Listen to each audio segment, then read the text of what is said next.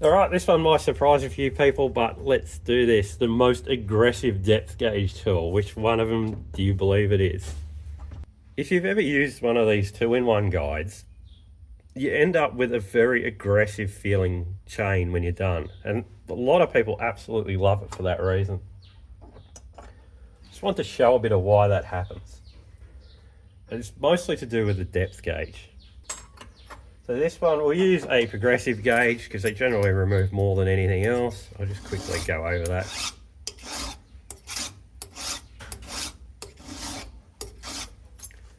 All right, so we've cleaned that off. The important thing to remember when we're doing this, the part of the depth gauge that we truly care about is just this very back section.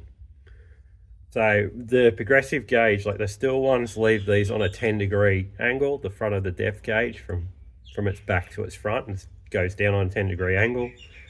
If you do them yourself using a different style of gauge, you'll probably end up with something that looks more like this, where the very top bit of it's flat and then you just round it. So you'll come through, where's one I can demonstrate with, you'll come through, take the top off it, just tilt it back and then round it. You only need a very, very small section at the back here to remain flat for these to work. If you have a look at a new chain when you get it, you'll be able to notice it. Try and base it from there. Okay, so we'll go back to our... We'll go back to that one. Just get in here with our permanent marker, paint it all black. Yeah, so in the grand scheme of things, the Stihl gauges tend to remove a lot more. They're slightly more aggressive in height, but they take a more aggressive angle on the front. If you compare it to, say, a Husqvarna, a Husky roller guide, we've just done this with the Stihl one. We're not touching on the hardwood setting. We probably will just on the softwood setting and say, no, still nothing. So the hardwood setting on the Stihl gauge is a little more aggressive than the softwood setting. There's a bunch of situations where that will work against you, but we won't go into that. All right, so let's just quickly touch that up again so we don't have any marks on it. Take our two-in-one. Remember, we're only interested in this very back bit. Put our two-in-one on there. I'm just going to focus on a bit of down pressure. I'm not trying to shorten this cutter up much at all. All right, so there we are. Used a little bit of down pressure. Made one pass. It's going to be very hard to tell.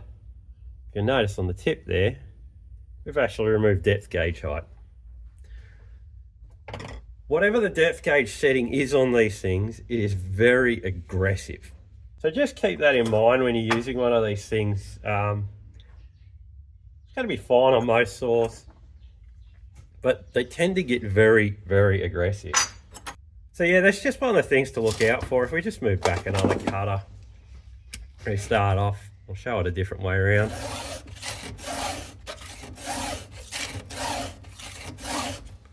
Take a few hits at that. So set its depth gauge, we come along. Yeah, so if we compare the two-in-one guide, just done that, to a 0.65mm constant height one, like, we're not touching. They are pretty aggressive. If we use a Husky progressive at this stage on this tooth, we are going to remove metal, but it's mostly going to be from this front edge of it. It's not actually going to be the part we care about. Actually, scrap that. They're more aggressive than that. I mean, we're not a long way through this cutter's life. Oh, sorry, we're a fair way through this cutter. So it's sort of surprising that it's outdoing like that style of progressive gauge. So we'll try it with the Stihl one on a hard setting. We're going to remove a lot, but it's all going to be from this front.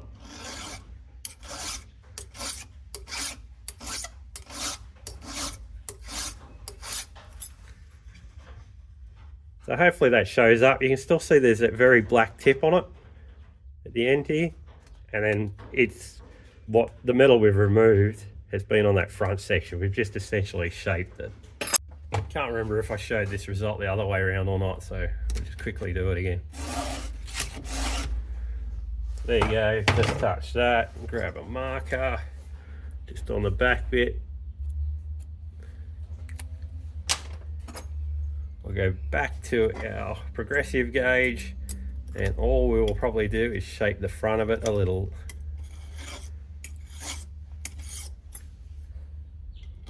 Still got marker on the end there. These things are very aggressive on their depth gauge setting, which is why they feel so fast when you cut with them. They have a lot of reaction force, a lot of pull-in, a lot of pushback force. I'm not saying they're a bad thing. I think they're probably the best option for most people. They're quick, they're easy, they're fast. I'd say 90% of people can't outfile one of these. They're a really good option, but if you're wondering why they feel like they cut so fast, that's why. A lot of depth gauge height.